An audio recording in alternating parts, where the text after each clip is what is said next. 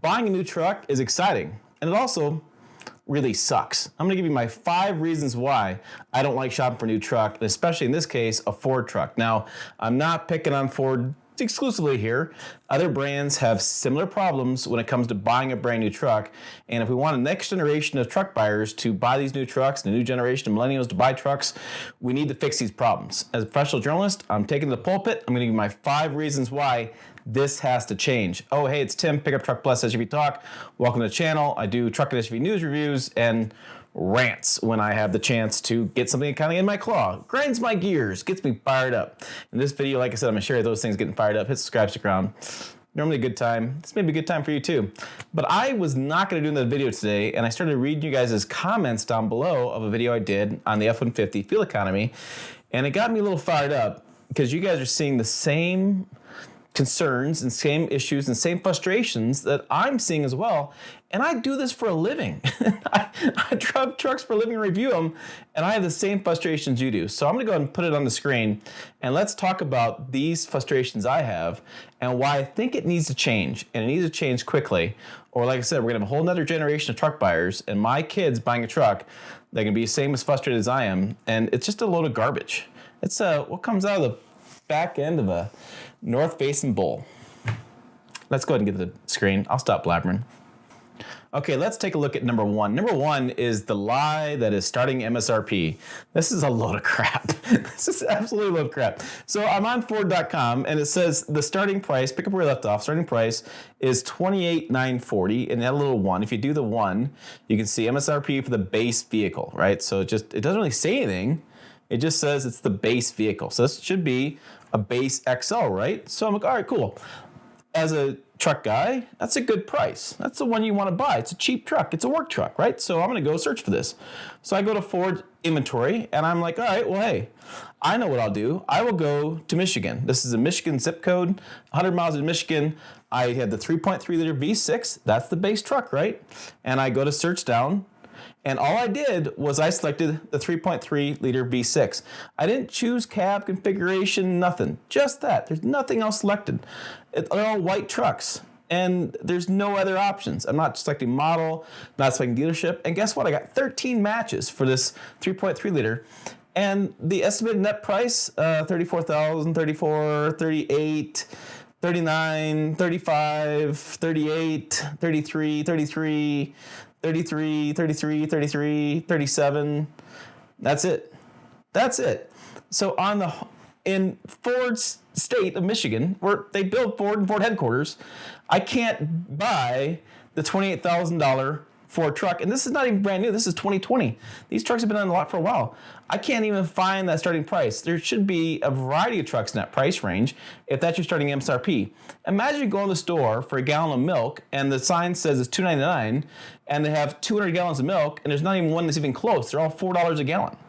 You know, at least offer something that's even close to that price range. And then what happens, on top of this, is the frustration of buying trucks, is that these prices aren't even accurate. They're not even accurate. So when you look at the price and you decide, hey, I'm gonna go look at this view details, right? So you pull up this truck to look at the details on it. Estimated net price is this, but when you view the window sticker, you have internet price, you can get a different price point, and then you have available incentives. That's not even a real price. The real base MSRP was actually $33,690. Then they added the destination and the options, and they raised the MSRP. Then they give you cash off, make you feel good about buying a truck with cash off. And so, really, what's the price? Is it $34,590? Because I guarantee it's not. I guarantee you walk in the dealership and you say, oh, we have a special deal this month to give you $500 off. We'll give you $1,000 off. So trying to understand the pricing is pretty insane.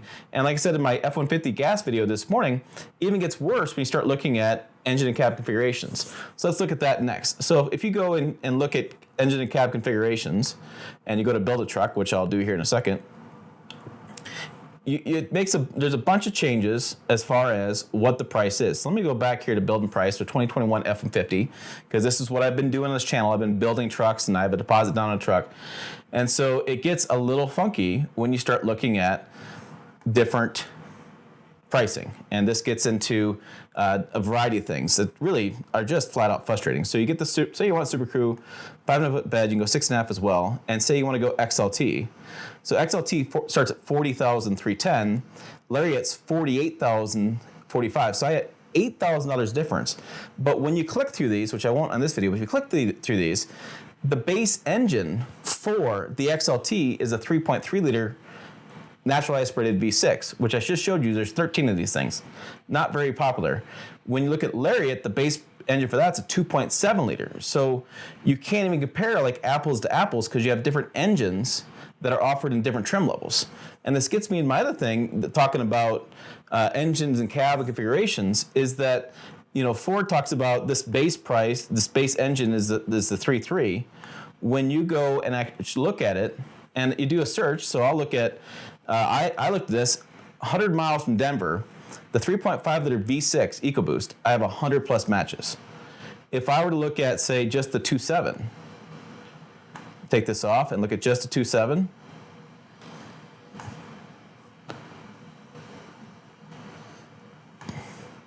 I have 100 plus matches, okay? So when you take that off, you have the 3.3 and you take the 2.7 off, let's see what it says. I wonder if I get 10. I get one match.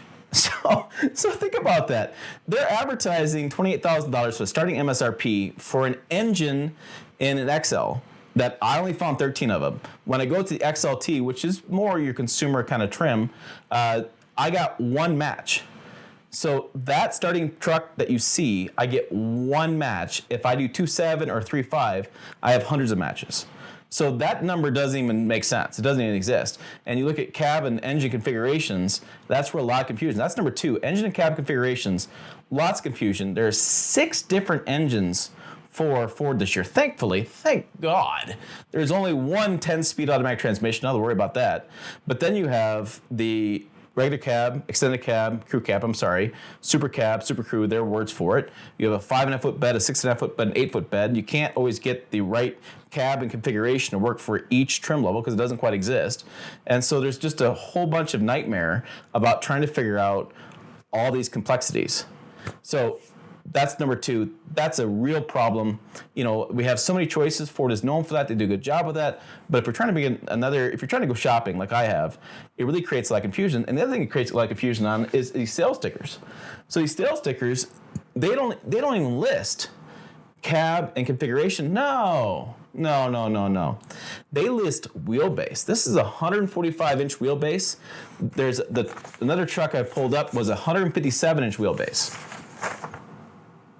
So you have to know, you have to take this sales sticker and you have to take it, online and you have to translate it. When you go to the different websites, it gets even more confusing. And I'll get to that in a second, where like if you're looking for on cars.com, it's really frustrating, but you look at this and they don't even list wheelbase in the top of their description. And when they do the 2020 Ford F-150 XLT. And the other frustrating thing is there are 6 different engine configurations now. This is 2020, I think there's one less because not the hybrid, but you cannot drill down on different configurations. It's the 6-cylinder or 8-cylinder. There are 3 different kinds of Ford F-150 6 cylinders. Same thing with Auto Trader. You can't use their site either. They have engine displacement, which is hilarious. 3 liter to 3.9, 4 to 4.9, 5 to 5.9. You're going to click all day trying to figure out to get a 3.5 or 2.7 with whatever wheelbase you want, because the reality is they don't list that stuff. Now, thankfully, when you go to my local Ford dealer in town, they do a better job of this. Let me go back one screen. I've been shopping around stuff, but they actually list it right. Super Crew, 5.5-foot bed. Super Crew, let me go up just a second. There was a Super Crew 6.5-foot bed. That makes sense, but they have to pull the data for the engine type from Ford, and they don't even break down the engine type. They don't even break down 3.5 or 2.7 or whatever the deal is. So 6-cylinder. They have 35 6-cylinders. Is that a 2.7? Is it a 4.3? A 3.3? Is it a 3.5? No idea. That's very frustrating. Number 3 on my list of frustrations. I kind of skipped them around. I make my list here 3, 1, 2. Number 3 frustration is going to be mile per gallon lies. And I'm not even beginning to talk about what real world fuel economy versus the EPA fuel economy, because that's often a little garbage. I'm talking about the lies when you actually look at the data. So I did this. I went and I built this XLT, right? And let me turn this back and get the one I had, because this one I had was a 3.5. I'll go to window sticker. The window sticker, the 3.5 EcoBoost, 105-inch wheelbase. Again, confusing, right? And I just have the power. I have onboard 400 outlet. I have chrome steps. So I have a 355 electronic locking rear axle. So I have a crew cab 5.5 bed, 3.5 liter V6 EcoBoost. I have 355 rear gears, right? And I have 18-inch chrome tires or chrome wheels. So fuel economy estimated 18, 23, and 20 combined. Now I went and built this other one, and when I pull it up here, you can see I have this other one's 145-inch wheelbase, 3.5 EcoBoost, 10-speed, similar things, 145.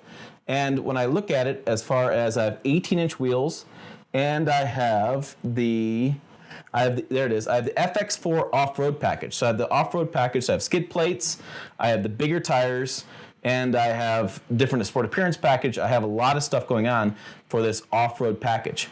The off-road package says with the FX4 additional weight too, this truck is going to be heavier because of that weight. You have 18 city, 23 highway, 20 combined. That's a load of garbage. There's no way an FX4 package can get the same fuel economy that a stock truck can get. You got bigger tires, you got additional weight with skid plates. There's no way those are apples to apples. And it's not on Ford. This is an EPA thing. EPA makes them mandate on the sticker the most volume they sell in that truck. They say they're going to sell the base 3.5 more often they sell the FX4. I believe Ford on that one. Absolutely believe them.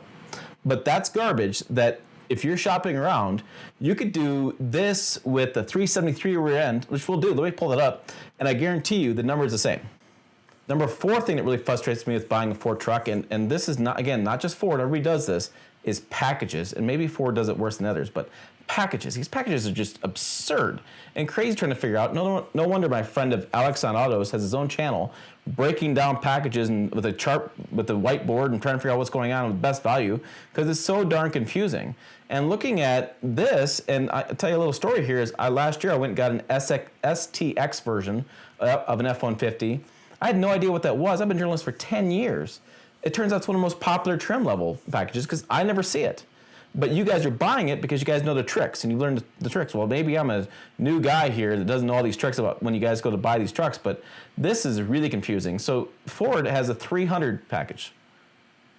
300, you know what that is? I don't know what that is. We have a 300A, we have a standard, we have 301 mid, we have 302A high. Like, what marketing person came up with these package names? Standard, mid, high, we'll call them 300.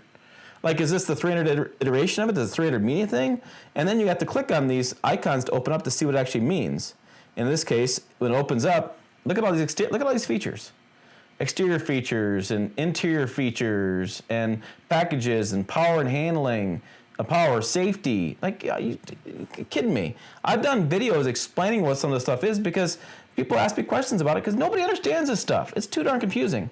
And you have to get certain engines come with certain packages. So like I can click on the 301A, and when you open this up, let's see, does it allow me to do it? Yes, it allows me to do it, change my price. And then when I go, let's say I'm going to go in and get the FX4 off-road package because I want the off-road capability because I think that's what I'm going to do with my truck. A lot of times it'll point up little things. There it is.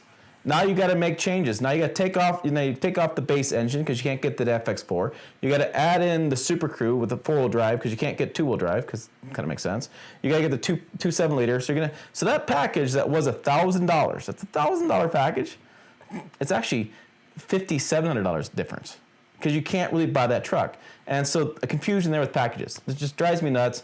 You look at this and look again for the video I did earlier about the gas on the hybrid.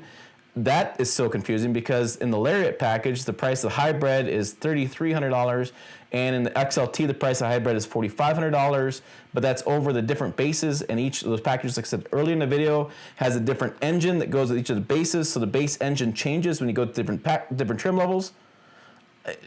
You know, I would never really buy a truck or build a truck on Ford.com because the reality is when you go to actually look at trucks on the dealership lots, they're different. I mean, unless you're going to try to build something to your spec level, and even then it's frustrating because you're going to have to get some safety equipment. It's going to have to be standard because of the packages you're choosing, whether or not you even want that. You may not want the Pro Trailer backup assist thing or the backup assist dial, but you have to get it because the trailering package you want with the better rear end and with the stronger rear end and with the setup of the trailering, you have to get that dial with it. So they put this stuff together, they increase the price, and it's really kind of frustrating. Okay, number 5 frustrating thing, and I'll put this on the screen, is understanding these stickers, but also understanding what this little number right here means, and this deals with towing and payload. This says 7,050 pounds of gross vehicle weight rating package. It's a package. This, on the hybrid, says 7,350 pounds, that's what I'm trying to buy, gross vehicle weight rating package. Now, a package kind of tells me that it's a package. There's a variety of details to it.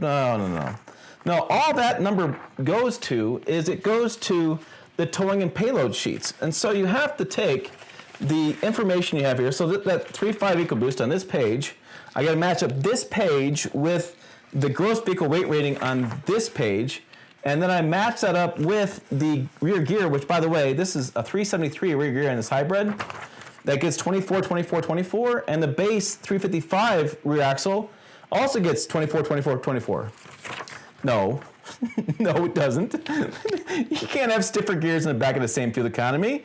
That's ridiculous. And so, getting back to my rant number 3, looking at this though, I can do the math. I have 7,350 pounds of payload, which is, I guess it's over on this package, on this chart here on page 8 of the thing. Page 8, I know that I have 7,350 gross vehicle weight rating, so that's my package, which is not a package.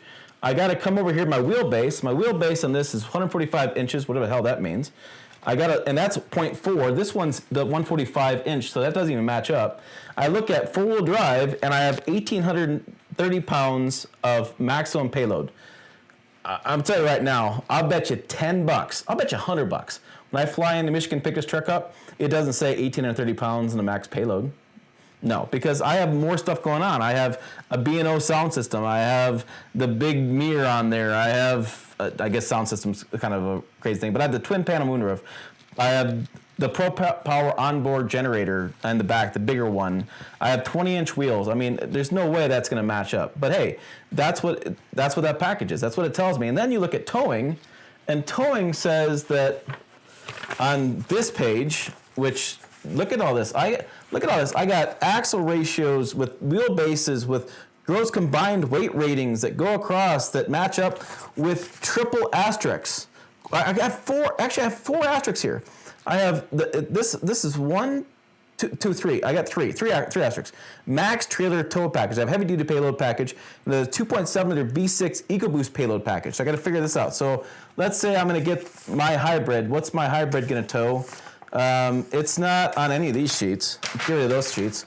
That's the payload. That's the towing. Here it is. It's on this sheet. So this sheet here says that I have 373 rear gears, and the gross combined weight rating is the same number, 18,040 on both.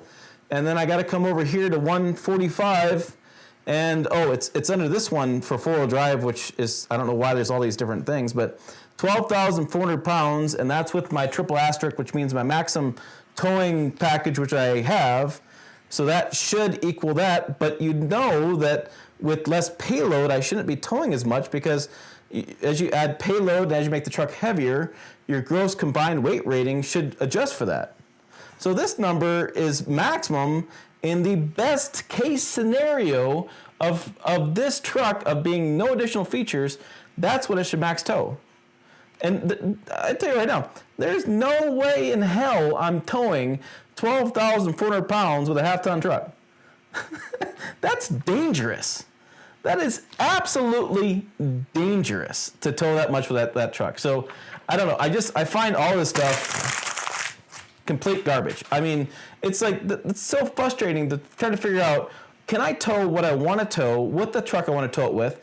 Can I figure out what my payload is, understanding what this gross vehicle weight rating package is, mixed up with 5 pages of towing charts based on cab configurations, on bed length, two-wheel drive, four-wheel drive, on gross combined weight rating, which also is combined with your rear axles, on how much your rear axles can tow on different packages, and trying to understand what the towing and payload is going to be. We have a whole generation of kids going out there, and I'm going to say kids here, but guys younger than I am that are going out there, they're going to start exploring nature. They want to go overlanding. They want to go camping multiple days, and they are sitting there trying to figure out this stuff. And what it boggles my mind is it's 2020. We now have, Ford has a digital owner's manual. They can figure out digital owner's manual. Why that digital owner's manual can't easily on the info screen say, this is what the towing is on this particular truck is beyond me. Why can't that be on the main screen when you go to towing? Why doesn't it say for this truck it's this much, when payload it's this much? And why is it that the fuel economy numbers can't match up to anything, and why the wheelbase is not understandable on this? The wheelbase number to me, you gotta understand the vernacular for that business. Write it down. It makes sense in your head what the 6.5 foot bed is, the Super Crew, that wheelbase length versus this wheelbase length. I just think it's complete garbage. You know, my phone is now a computer. I can access stuff around the world. I can tell GPS where I am today, but I can't get in my truck and tell you how much my truck will tow because I got to figure out on page 7, 8, or 12 of a towing capacity chart how much my truck actually tows. That's my rant. It just drives me nuts. I mean, and that's the thing. I'm always going to under-tow because I don't believe that numbers at all. I don't believe it's safe at all. So I'm always going to under-tow what's going on. I don't know. You guys have the same frustrations I do. It sounds like in the comments below you might have the same frustrations. I don't know about you, but this has been the most confusing thing ever, trying to buy this one truck and trying to understand exactly what I'm trying to get out of this truck, knowing trucks like I do. And I can't imagine a brand new buyer trying to make sense of all of this going on and buying the truck for their needs and towing safely. It's really scary out there to me to understand we're having a whole generation of kids who are going to tow these rigs, and they're going to lift them. They're going to put bigger tires on them, and then they're going to read this chart and say, well, my truck will tow this, even though they have lift tires, they have the FX4 package, and they're not getting anywhere near what makes sense. That needs to change. Hey, if you want to watch more cool stuff from me, or you're just mad at me, or you want to see me rant more, check the video out over here, website down below. As always, thanks for watching. I'll see you down the road.